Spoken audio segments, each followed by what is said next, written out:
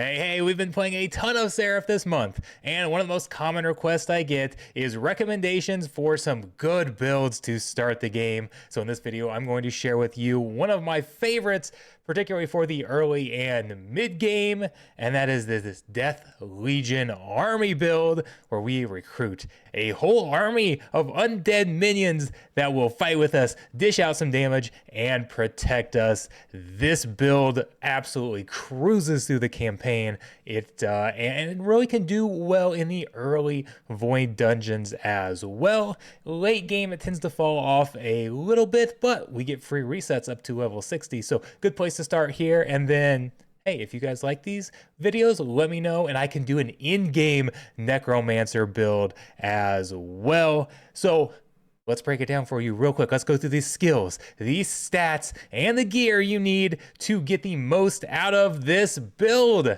So the big thing we're going to be using is this Profane Death Legion skill tree here. We're also going to use some over in the Crimson Curse. We're going to start with the Profane Death Legion, and I want you to ignore the current skill point distribution here, because I had one that was performing pretty well, and I wanted to do a test. So this one is one that I was testing out a little bit to really beef up this Abyssal Dread here, and it worked well on bosses, but overall I didn't like it quite as well. I'll show you the skill distribution I had before, which still had some wasted skill points as I was testing things out, but I liked the balance a lot better. But we're still going to go through these skills here, even though I currently have them, some of them on a low ability. So all right, so the skills here are actually pretty straightforward. We have 4 different summons available. We have a Skeletal Warrior and a Skeletal Mage. These two are very similar. One's a melee, one's a ranged. As you increase their level, not only do you increase their stats, but at a certain point you actually can bring out more of them. I've had it up to level 12 where you can get 4 of each, which allows you to get a pretty nice size army out there. You also have your Golem here, which you can only have 1 of, but it does have much better stats. And then your best stats are on this Abyssal Dread skill, which can bring out a massive minion to fight by your side.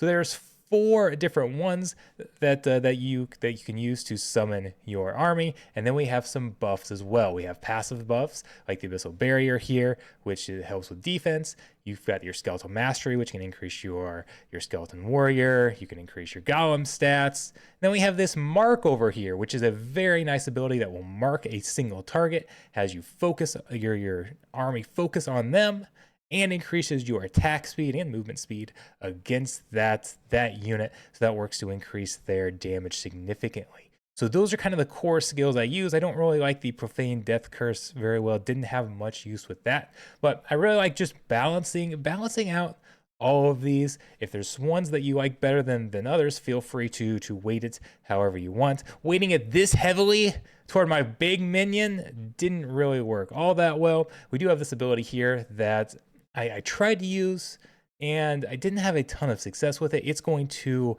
increase your attack and your critical hit rate for one of your units. So I was trying to buff up this guy a ton, and it does, increasing that critical chance in particular, increase the damage quite a bit. But overall, I just don't think it was worth the points. I do think you could possibly use it, but I felt a lot better having a more balanced build here, a more balanced distribution of points in with some of the other minions as well. And then one other significant buff here is this one right here. This curse that decreases the enemy's attack speed and decreases their physical resistance is massive. It massively decreases the enemy output, which allows your army to stay alive longer and for you to stay alive longer. And decreasing their physical resistance is a huge increase in damage. That, like here at level 12, that minus 24% physical resistance, it leads to a massive increase in damage. It is a huge jump. It's bigger than a 24% jump in damage. This is huge. So I cast this on an area. There's no cooldown on it, so you can continually cast it on multiple targets or as the units are moving around.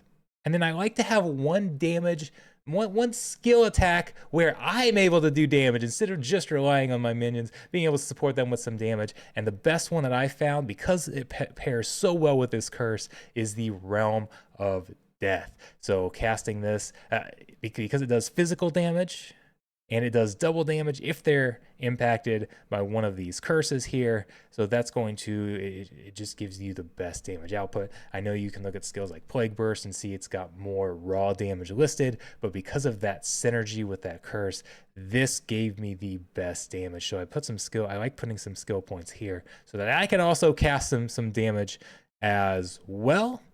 And you might say, hey, that's a lot of active abilities. How are you getting all of these on your skill bar? Well, the nice things about the summons is once you summon them, you actually don't need to keep them on your bar. So I typically keep my skeletal warrior and my skeleton mage on the bar because those units are kind of squishy and they can die quickly. They don't have any cooldown on their summons, so I can continuously summon them. So as I'm playing, that's one thing I'm doing, keeping an eye on the number up in the upper left-hand corner, the number of summons I have out.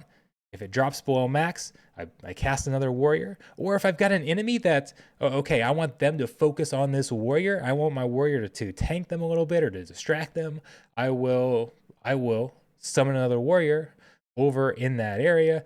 Or however I want to kind of direct traffic, I will create new summons as well. So restoring dead summons and directing traffic, that is what I will use those skills for. The golem, the two bigger summons, I will not keep on my bar. Once I cast them, I will replace them with things like Deathmark. I will replace them with things like our Senescence Curse here that I can use to then help control the battlefield more, to debuff the opponents, to buff my own team, whatever type of buffs you're liking there, and then some of my own damages, some of my own spellcasting abilities, do a little bit of damage myself as well. I keep those on the skill bar. So that's up to you how you guys want to do that. It can be a little bit of a pain having to switch back and forth whenever you need to recast some of your summons, but it is nice that they don't have to actively be on your skill bar in order to use them. You can recruit them and then replace those. All right, so we kind of broke down the skills a little bit. What about the stats? You might notice whenever we looked at any of these summons here, your summons HP, their health is based on your strength, and their attack is based on your energy. So as for our character, we want to pour most of the points into energy. I like having that extra damage, and the reality is if your summons die, that's okay. You can just re-summon them and continue on battling. So I do like some strength. They do need to have some health, especially if you're going up against like a boss fight or something like that, where it can be more difficult to re-summon units, especially your higher tier summons during a battle. Strength is absolutely important, but I value energy much more than strength.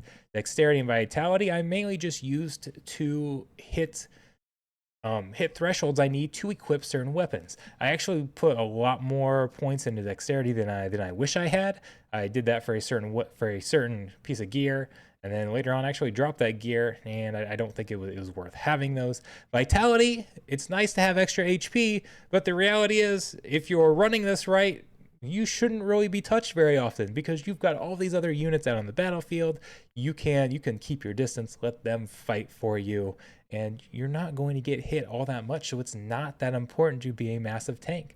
So I like energy as the main stat, strength as the kind of the secondary stat, and then I don't worry too much about the others. As for gear, it's pretty straightforward. You are looking for summoner stats.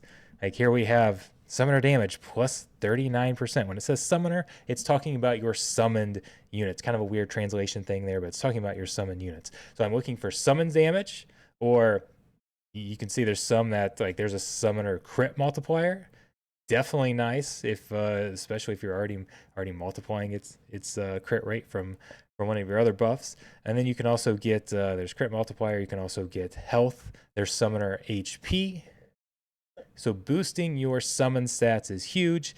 Getting things like here we got +1 for bone Bone Shadow skills. I'm actually not using the Bone Shadow skills really, but getting additional skills, getting additional ability stats, extra strength here. Like here we've got strength, summoner damage. That is a good combination, and it's going to be the same when we come to amulets, where we are looking for, okay, there's summoner damage, there's summoner damage, there's summoner HP. Anything that's going to boost your army of the undead's stats is absolutely huge. That boost your skill tree, whether it's specific skills, an entire skill line. Those are really what you're going to be looking for. And then just go have fun. Cast your minions, throw your debuffs out on the battlefield, sit back and watch your army go to work. It is a ton of fun recruiting this army and going out and slaying enemies with it, and it works very, very well. Gets you through the campaign. Again, I've had a lot of success in the early void dungeons with this build as well. So if you're searching for something to start the game, search no further. Go out, get yourself a necromancer, and start playing Seraph, because this game is legit. It is absolutely killing it, and I am having a blast. So let me know down below how you like this build, or what your other favorite builds are, or what other builds you want me to do videos on. So we're gonna have some more coming. I would like to go through every single class and do multiple builds for every class, because this game has a lot of flexibility. There's 3 skill trees under each of the classes. I've already got another necromancer build lined up. I talked about this was early to mid game. There is a better necromancer build once you get to the end game.